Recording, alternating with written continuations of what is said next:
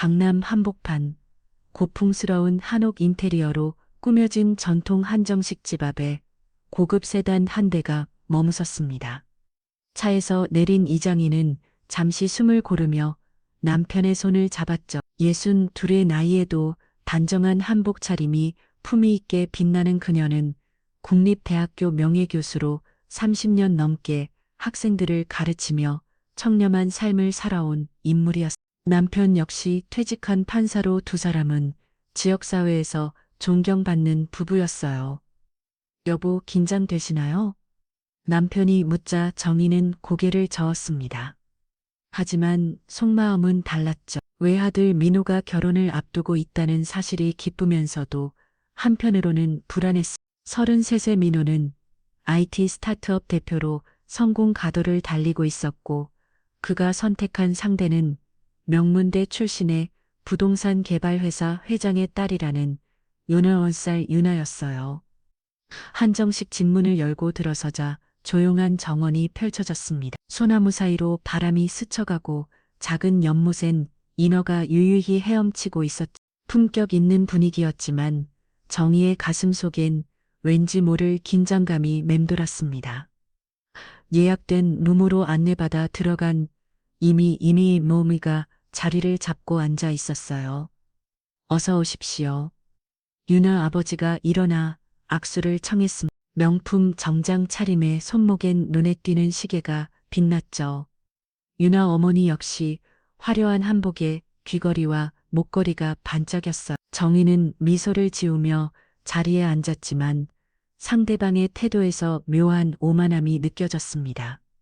교수님 뵈는 참 고지식하시네. 요즘 세상엔 돈이 더 중요하지 않습니까?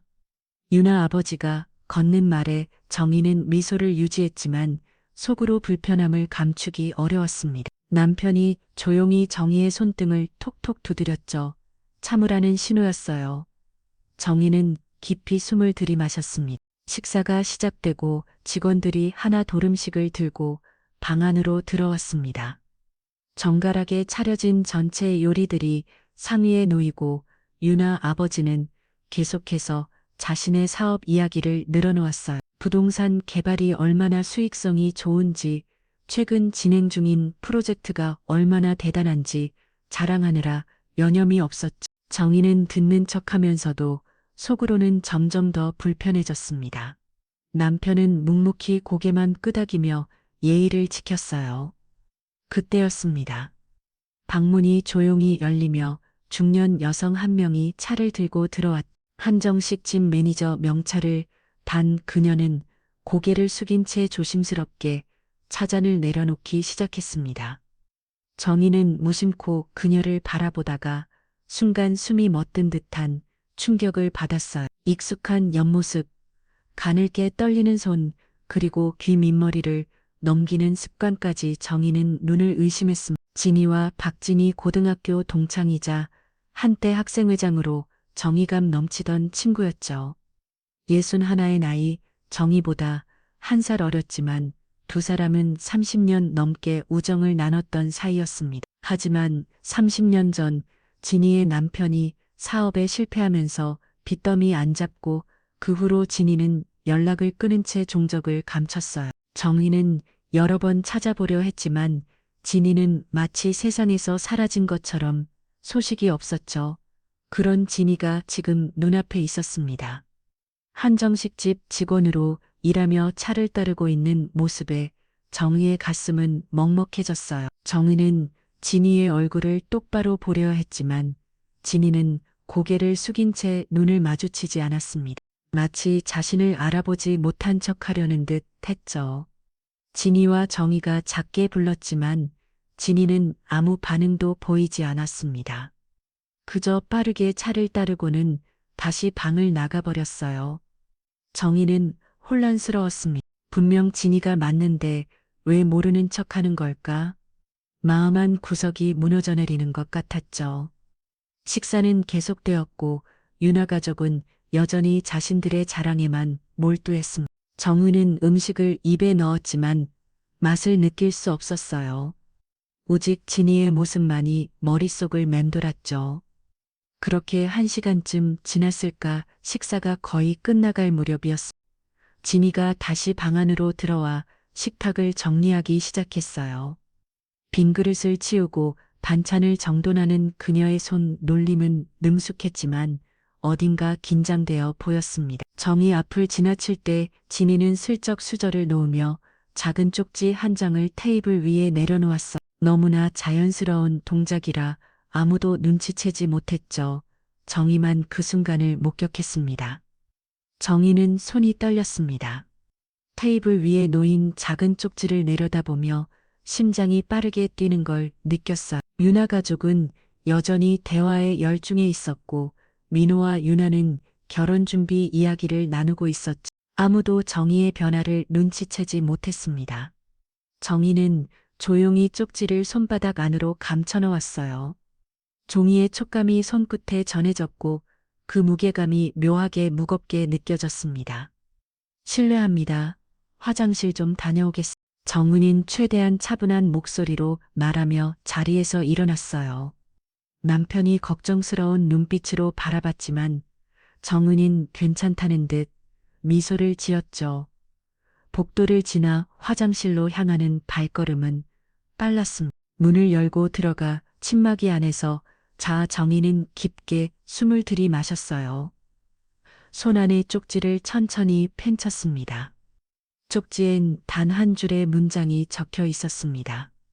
이 결혼 절대 시키지 마세요. 정희는 그 글씨를 보는 순간 온몸에 전율이 흘렀어요. 분명 진이의 필체였습니다. 고등학교 때부터 봐온 반듯하면서도 어딘가 급하게 흘려 쓴 듯한 그 글씨체에 30년이 지났어도 변하지 않은 친구의 흔적이었죠. 정희는 쪽지를 다시 들여다보며 손을 떨었습니다. 진이가 왜 이런 경고를 보는 걸까? 무슨 일이 있는 걸까? 화장실 거울 앞에 선정이는 창백해진 자신의 얼굴을 바라봤습니다. 머릿속이 복잡했어. 진이는 분명 무언가를 알고 있었습니다.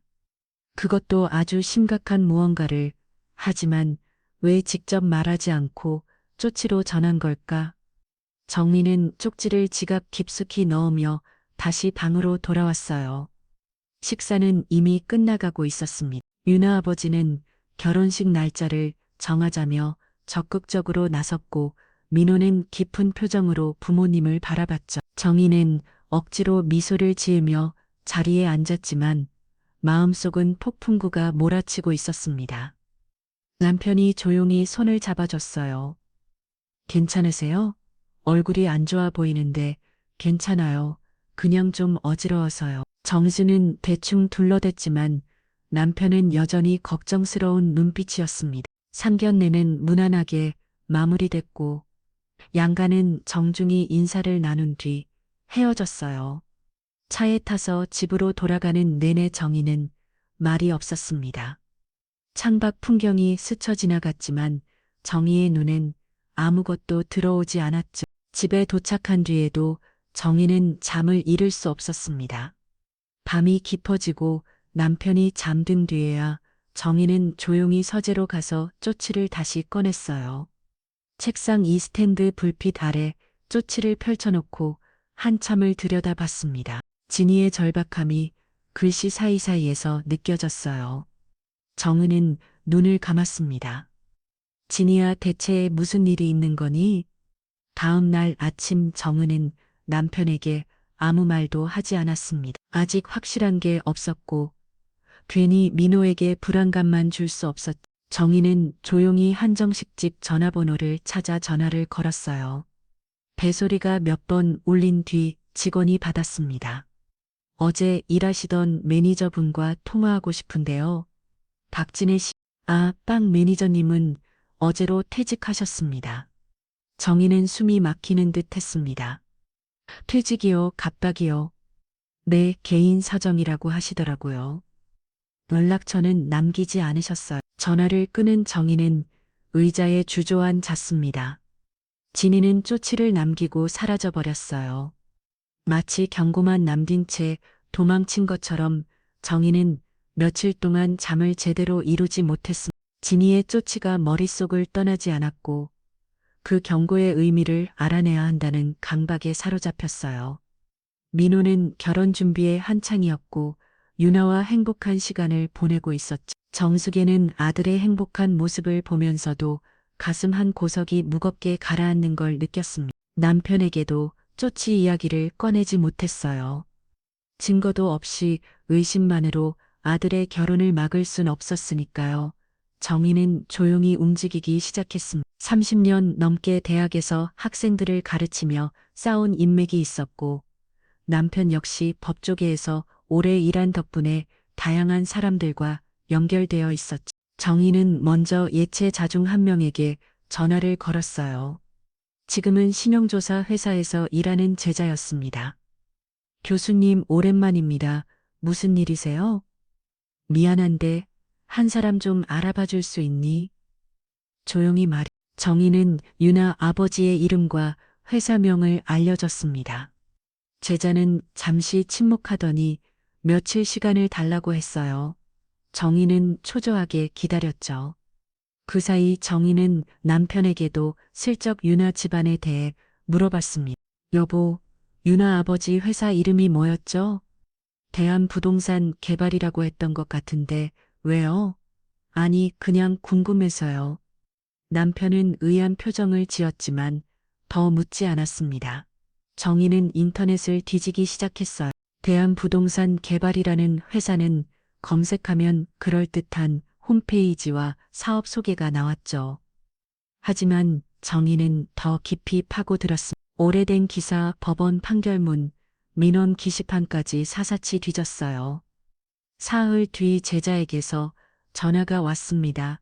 교수님, 조사 결과가 나왔는데요. 이거 좀 심각합니다. 정희는 손에 땀을 주었습니다.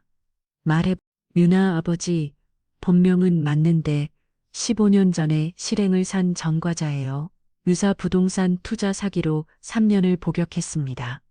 출소 후에 회사 이름만 바꿔서 다시 사업을 시작했는데 사실상 피해자들 돈을 돌려막기 하는 구조로 운영되고 있어요.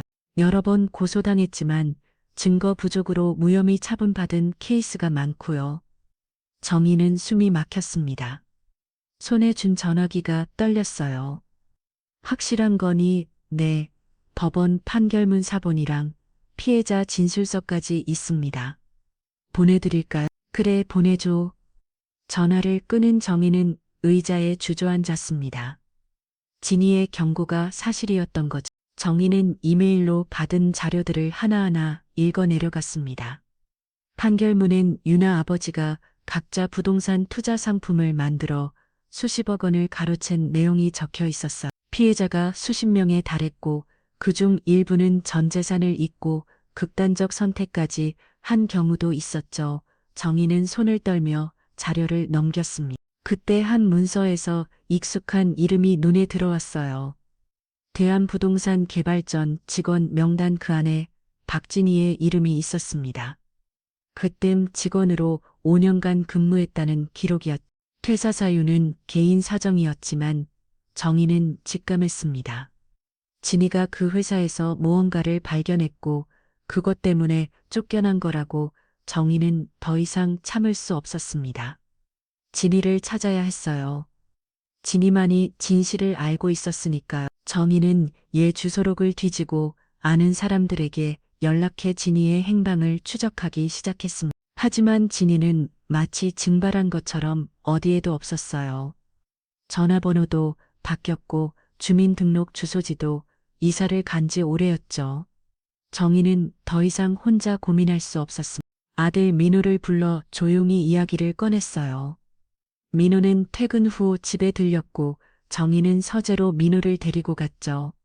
책상 위엔 정희가 모은 자료들이 쌓여 있었습니다. 판결문, 피해자 진술서, 신문기사 스크랩까지. 민호는 의아한 표정으로 어머니를 바라봤어요. 엄마, 이게 다 뭐예요? 민호야, 앉아봐, 할 말이 있어. 정희는 심호흡을 하고 천천히 말을 시작했습니다. 상견례 날 진혜를 만난 이야기, 쪽지를 받은 이야기, 그리고 유나 아버지의 과거에 대해 조사 내용까지 모두 설명했어요. 민호는 처음에 믿을 수 없다는 표정이었지만 정희가 자료를 하나씩 보여주자 얼굴이 굳어졌죠. 엄마 이건 다 옛날 일이잖아요. 민호는 고개를 처음에 부정했습니다. 15년 전 일이에요. 사람은 변할 수 있어요. 지금은 큰 기업이라고요. 유나 아버지도 열심히 사업하시고 민호야 이 회사는 지금도 문제가 많아 피해자들이 계속 고소하고 있다는다. 돌려막기 구조라는 거야. 민호는 짜증스러운 표정을 지었어요. 엄마는 왜 이러세요? 유나랑 결혼하는 거 반대하시려고 이러는 거예요? 반대가 아니라 걱정이야. 내 미래가 걱정되는 거지. 엄마 전 유나를 사랑해. 유나 아버지가 뭘 했든 그건 유나랑 상관없잖아요. 민호는 자리에서 벌떡 일어났습니다. 정신은 아들의 손을 잡으려 했지만 민호는 뿌리쳤어요. 엄마 실망이에요. 사람을 이렇게 의심부터 하시면 어떡해요. 민호는 그대로 집을 나가버렸습니다. 정희는 힘없이 의자에 앉아 눈물을 흘렸어요. 남편이 서재로 들어와 정희의 어깨를 감싸 안쳐. 여보 괜찮소. 민호가 내 말을 안 들어요. 아들이 사랑에 빠졌으니 그럴 수 있어. 하지만 당신이 틀린 건 아니요. 남편은 책상 위 자료들을 천천히 읽어 어려갔습니다. 법조인 특유의 차분한 눈빛으로 하나하나 확인하던 이시원이 고개를 끄덕였어요. 당신 판단이 맞소. 이 집안은 문제가 많아. 민호를 설득해야겠어. 하지만 민호는 며칠 동안 집에 오지 않았습니다. 전화도 받지 않았어요. 정희는 초조하게 시간을 보냈죠. 그러던 어느 날 유나가 정희를 찾아왔습니다. 정희는 거실에서 유나를 맞이했어요. 유나는 예의 바른 미소를 띠고 있었지만 눈빛은 차가웠습니다. 어머니 민호 오빠한테 들었어요. 저희 아버지 일 때문에 걱정하신다고요. 유나 씨 미안하지만 난 사실을 확인했을 뿐이에요. 유나는 비웃듯 웃었습니다. 시어머니가 될 분이 사람을 의심부터 하시네요. 우리 아버지 교수님보다 더 명망 있으세요. 지금 회사가 얼마나 큰지 아세요? 명망이 아니라 진실이 중요해요. 진실이요. 교수님은 옛날 기록만 보시고 판단하시는 거네요. 우리 아버지는 이미 다 청산하셨어요. 지금은 떳떳하게 사업하십니다. 유나의 목소리엔 오만함이 묻어났습니다. 정희는 참고 있던 분노가 치매로 올랐지만 애써 진정했어요. 유나 씨 난 민호가 걱정돼서 그래요. 제발 이해해줘요. 전 이해 못하겠는데요. 어머님이 우릴 무시하는 것 같아서요. 유나는 그대로 돌아섰습니다. 현관문이 꽝 닫히는 소리가 울렸어요. 정희는 무릎에 힘이 풀려 소파에 주저앉았습니다. 이대로 포기할 순 없었어요. 진해를 찾아야 했습니다. 진이 많이 결정적 증거를 가지고 있을 거라 확신했죠. 정희는 다시 수소문을 시작했습니다. 옛 동창들에게 연락하고 진이가 살았던 동네를 직접 찾아다녔어요. 일주일을 헤맨 끝에 한 동창에게서 실마리를 얻었습니다. 진이 요즘 역 근처 고시원에 산다던데 정희는 동창에게 들은 주소를 손에 쥐고 고시원을 찾아갔습니다. 낡은 건물 3층에 위치한 고시원은 복도가 좁고 어두웠어요. 페인트가 벗겨진 벽과 삐걱거리는 계단이 세월의 무게를 느끼게 했죠. 정희는 가슴이 답답해지는 걸 느끼며 관리에게 진해를 찾는다고 말했습니다. 관리는 의심스러운 눈초리로 정희를 훑어보더니 300일 호실을 가리켰어요. 거기 계실 거예요. 근데 요즘 거의 안 나오시던데. 정희는 떨리는 손으로 문을 두드렸습니다. 한참을 기다려도 대답이 없었어. 정희는 다시 문을 두드리며 조용히 말했죠. 진이야 나야. 정희 문 안에서 작은 소리가 들렸습니다. 잠시 후 문이 조금 열리며 진이의 얼굴이 보였어요. 30년 만에 제대로 마주한 친구의 얼굴은 너무나 초췌했습니다. 머리엔 흰머리가 가득했고 눈가엔 카푼 주름이 패여 있었죠. 진이는 정희를 보자 눈물을 글썽였어요. 정희야, 진이야 들어가도 될까? 진이는 고개를 끄덕이며 문을 열었습니다. 방 안은 좁고 어두웠어요. 작은 침대 하나와 책상 그리고 낡은 옷장이 전부였죠. 정희는 가슴이 미어지는 걸 느끼며 진이의 손을 잡았습니다. 진이야, 그동안 어떻게 지는 거야? 진이는 고개를 떨구며 눈물을 흘렸어요. 미안해. 정희야, 연락도 안 하고 너무 창피해서 연락할 수가 없었어. 무슨 소리야? 우린 친구잖아. 두 사람은 한참을 울었습니다. 정희는 진이를 꼭 안아주며 등을 쓰다듬었어요. 진이는 떨리는 목소리로 자신의 이야기를 꺼냈습니다. 남편의 사업실 폐호 빚더미에 앉았고 남편은 스트레스를 견디지 못하고 세상을 떠났다고 했어요. 진이는 혼자 빚을 갚으며 여러 일을 전전했고 그러다 대한부동산 개발회계팀에 들어가게 됐다고 했죠. 거기서 일하면서 이상한 걸 발견했어. 장부가 조작되고 있었것. 투자자들 돈이 엉뚱한 곳으로 빠져나가고 있었어. 그래서 내부 고발을 하려고 했구나. 진이는 고개를 끄덕였습니다. 근데 들킬 뻔했어. 유나 아버지가 눈치를 채나 봐. 나한테 협박했어. 입 다무면 불법 횡령 공범으로 몰곤 됐다고 증거도 조작하겠다고 했어. 난 무서워서 도망쳤어. 진이는 떨리는 손으로 책상 서랍을 열었습니다. 그 안엔 두툼한 서류 봉투가 있었어요. 진이는 그걸 정희에게 내밀었죠. 이 안에 유나 아버지의 작은 세탁 장부가 있어. 각자 계약서, 허위 투자 명세서, 횡령 정황 다 들어있어. 하지만 제발 내 이름은 빼줘. 난 이미 끝났어. 더 이상 싸울 힘이 없어. 정희는 봉투를 받아들고 진이를 바라봤습니다. 진이야, 넌 용감한 사람이야. 이걸 지키고 있었잖아. 아니야, 날 걱정이야. 그냥 너만은 지키고 싶었어. 내 아들이 그런 집안으로 들어가는 걸 볼 수 없었어. 정희는 진이를 다시 깨어났습니다. 두 사람은 오랜 시간 함께 있었어요. 정희는 진이에게 당분간 자신의 집에 머물라고 했지만 진이는 고개를 저었습니다. 난 괜찮아. 그냥 내가 행복했으면 좋겠어. 정희는 서류 봉투를 가슴에 품고 고시원을 나섰습니다. 이제 마지막 결전이 남았어요. 며칠 뒤 양가가 다시 한정식 집에서 만나기로 했습니다. 이번엔 결혼식 날짜를 확정하고 구체적인 조건을 논의하는 자리였어요. 유나 측이 먼저 제안한 자리였죠. 정희는 남편과 함께 한정식 집에 도착했습니다. 같은 방 같은 자리. 하지만 이번엔 정희의 손에 서류 봉투가 들려 있었어요. 한정식 집 방 안에는 긴장감이 흘렀습니다. 유나 가족은 이미 자리에 앉아 있었고 테이블 위엔 결혼계약서와 각종 서류들이 펼쳐져 있었어요. 유나 아버지는 자신만만한 표정으로 정희 부부를 맞이했죠. 유나 어머니는 여전히 화려한 옷차림에 거만한 태도였고 유나는 민호의 손을 꼭 잡고 있었습니다. 민호는 어머니를 보며 미안한 듯 눈길을 피했어요. 어서 오십시오, 교수님. 오늘은 좋은 날이니 기분 좋게 마무리합시다. 유나 아버지가 환하게 웃으며 말했습니다. 정희는 조용히 자리에 앉으며 봉투를 무릎 위에 올려놓았어요. 남편이 정희의 손을 꼭 잡아줬죠.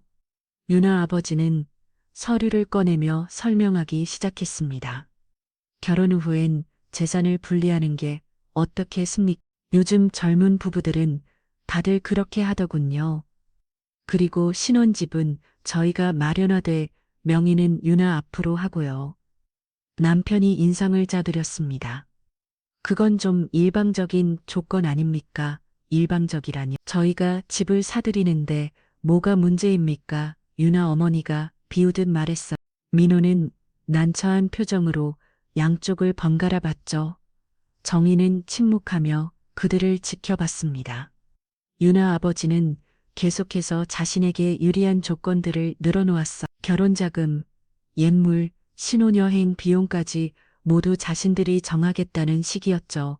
정희는 더 이상 참을 수 없었습니다. 조용히 봉투를 꺼내 테이블 위에 올려놓았어요. 모두의 시선이 봉투를 향했습니다. 이게 뭡니까? 유나 아버지가 경계하는 눈빛으로 물었습니다. 정희는 차분하게 대답했어요. 이건 그쪽 회사에서 근무하던 내 친구가 남긴 자료입니다. 봉투를 열자 서류 뭉치가 쏟아져 나왔습니다. 허위 부동산 계약서, 가짜 투자 명세서, 작은 세탁장부, 횡령 정황이 담긴 회계 자료들. 유나 아버지의 얼굴이 창백하게 변했어요. 식은땀이 이마에 맺혔죠. 이게 대체 뭡니까? 유나 아버지가 버럭 소리를 질렀습니다. 하지만 정의는 흔들리지 않았어요. 당신 회사의 실체입니다. 15년 전 투자 사기로 실형을 살았고 지금도 피해자들을 돌려막게 하며 사기를 치고 있다는 증거죠. 남편이 서류를 하나하나 펼쳐 보이기 시작했습니다. 법조인 특유의 차분한 목소리로 설명했어요. 이 계약서는 실제로 존재하지 않는 부동산에 대한 투자 계약서입니다. 이 명면서는 투자금이 엉뚱한 곳으로 빠져나간 걸 보여주고 여기 이 장부는 회계 조작의 증거입니다. 유나가 벌떡 일어나며 소리쳤어요. 이건 조작이에요. 누가 이런 걸 만든 거예요? 조작이 아니야, 유나 씨. 이건 당신 아버지 회사 회계팀에서 일하던 직원이 직접 가져온 자료입니다. 유나 아버지는 서류를 낚아채려 했지만 남편이 재빨리 서류를 걷었어요. 유나, 아버지는 떨리는 목소리로 말했습니다. 이건 오해입니다. 옛날 일이고 오해가 아닙니다. 지금도 진행 중인 범죄 행위입니다. 정의의 목소리는 단호했습니다. 민호는 충격을 받은 표정으로 서류를 들여다봤어요. 유나는 울음을 터뜨리며 민호에게 매달렸죠. 오빠 믿지 마요. 이건 다 거짓말이에요. 하지만 민호는 서류에서 눈을 떼지 못했습니다. 증거는 명확했고 진실은 부정할 수 없었어요. 유나 아버지는 자리에서 일어나며 소리쳤습니다. 당신들 이러고도 멀쩡할 줄 아시오. 내가 가만 안 둘 거예요. 협박이십니까? 어미 그것도 증이 나빠서요. 남편이 냉정하게 대꾸했습니다. 유나 아버지는 말문이 막혔어요. 정희는 조용히 일어나며 민호를 바라봤습니다. 민호야, 이제 알겠니? 엄마가 왜 걱정했는지 민호는 고개를 숙였습니다. 유나 가족은 황급히 자리를 떠났고 방 안엔 정희 가족만 남았어요. 한정식 집 방 안엔 고요했습니다. 유나 가족이 떠난 뒤 민호는 한참 동안 말없이 앉아 있었어요. 정희는 아들의 어깨에 손을 얹었지만 민호는 여전히 고개를 들지 못했죠. 테이블 위에 흩어진 서류들이 놓여 있었고 그 서류들이 민호의 꿈을 산산조각 낸 것만 같았습니다. 남편이 조용히 서류를 정리하며 입을 열었어요. 민호야, 힘들겠지만 이게 진실이다. 내 엄마가 널 지키려고 한 거야. 민호는 떨리는 목소리로 대답했습니다. 아버지, 전 정말 몰랐어요. 유나를 사랑했고 유나 가족을 믿었어요. 사람은 겉모습만으로 낳을 수 없단. 내 엄마는 그걸 일찍 알아챘고 민호는 고개를 들어 어머니를 바라봤습니다. 눈가에 눈물이 맺혀 있었어요. 엄마 죄송해요. 엄마 말을 안 들었어요. 엄마를 의심했어요. 정희는 민호를 끌어안았습니다. 괜찮아, 민호야. 내가 사랑에 빠졌으니 그럴 수 있어. 중요한 건 지금 진실을 알게 됐다는 거지. 근데 엄마 이 자료는 어떻게 구하신 거예요? 정희는 진이 이야기를 꺼냈습니다. 상견례 날 쪽지를 받은 것, 진이를 찾아 헤맨 것, 고시원에서 제외한 것까지 모두 말했어요. 민호는 놀란별 정도로 들었죠. 그분이 엄마를 위해 그렇게 큰 위험을 감수하신 거예요. 진이는 용감한 친구야.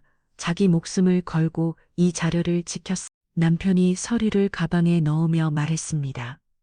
내일 아침 검찰에 이 자료를 전달하겠어. 내 후배가 경제범죄 전담 검사인데 확실히 처리할 거예요. 민호는 고개를 끄덕였습니다. 세 사람은 한정식 집을 나와 차에 올랐어요. 집으로 돌아가는 길, 민호는 뒷좌석에서 창밖을 바라보며 조용히 눈물을 흘렸습니다. 정수근은 100m로 아들의 모습을 보며 가슴이 아팠지만 옳은 선택을 했다는 확신이 들었어요. 며칠 뒤 유나 아버지는 대규모 투자 사기 및 횡령 혐의로 검찰에 구속됐습니다. 뉴스에 대서특필됐고 피해자들이 줄지어 고소장을 제출했죠. 유나는 민호에게 연락해 혼인 취소를 요구했지만 민호는 이미 마음을 정리한 상태였습니다. 유나 가족의 명예는 완전히 실추됐고 회사는 파산 직전에 내몰렀어요. 민호는 한동안 집에서 조용히 지냈습니다. 상처를 치유하는 시간이 필요했죠. 정희는 아들을 묵묵히 지켜봤고 남편은 민호와 긴 대화를 나누며 위로했습니다. 석 달쯤 지나자 민호는 다시 일상으로 돌아갔어요. 회사 일에 집중하며 조금씩 웃음을 되찾기 시작했죠. 정희는 학교로 복귀했습니다. 오랜만에 강의실에 들어서자 학생들이 반갑게 인사했어요. 정희는 미소를 지으며 강단했었. 책상 위에 작은 액자가 놓여 있었습니다. 그 안엔 진이가 남긴 쪽지가 들어 있었어요. 이 결혼 절대 시키지 마세요. 정희는 액자를 쓰다듬으며 중얼거렸습니다. 진이야, 내 용기가 한 집안에 살렸어. 고마워. 수업을 마친 뒤 이정희는 진이에게 전화를 걸었습니다. 진이는 정희의 도움으로 작은 서점에서 일을 시작했고 고시원을 나와 괜찮은 원룸에서 지내고 있었어요. 정희야, 정말 고마워. 덕분에 새로운 삶을 살고 있어. 무슨 소리야, 내가 더 고마워. 내가 없었으면 민호는 큰 실수를 할 뻔했어. 두 사람은 다시 만나기로 약속했습니다. 30년 만에 되찾은 우정은 더욱 깊고 단단해졌어. 그날 저녁 정희는 한정식 집 근처를 지나다 문득 발걸음을 멈췄습니다. 정원엔 봄 햇살이 부드럽게 내려앉고 벚꽃이 바람에 흩날리고 있었죠. 정희는 그 풍경을 바라보며 미소를 지었습니다. 진실은 때로 아프지만 언제나 빛을 발한다는 걸 깨달았어요. 정희는 천천히 발걸음을 옮겼고 벚꽃 그림자 사이로 그녀의 뒷모습이 사라졌습니다. 봄바람이 불어왔고 쪼치 한 장이 바꾸는 운명은 이렇게 조용히 마무리됐습니다.